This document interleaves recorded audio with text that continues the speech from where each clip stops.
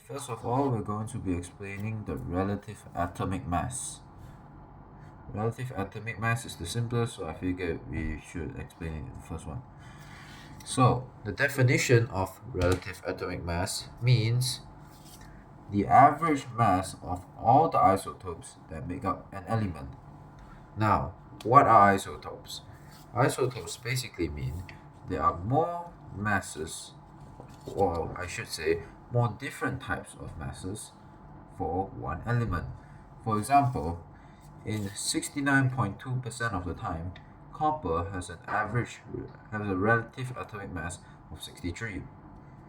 But the other 30.8% of the time, copper has a relative atomic mass of 65. With all that being said, let's look at the first question.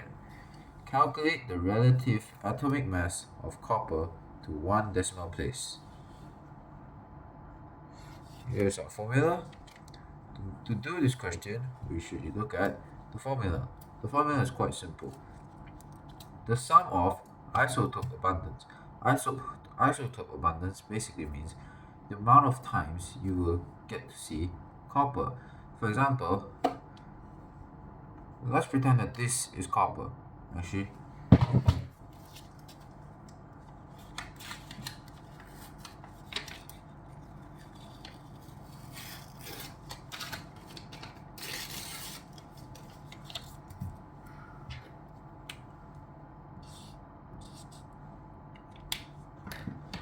let's pretend that this is a bar of copper. In this bar, 69.2% of the atoms of isotopes are copper 63, which basically means the isotopes have the atoms 69.2% of the time have a relative atomic mass of 63. The others 30.8% of the time, copper has a relative atomic mass of 65. So this will add up to 100%, which makes sense because there's only two. Now, isotope mass basically means this, the number above the proton number, which is quite normal. Now, we should solve it. Now,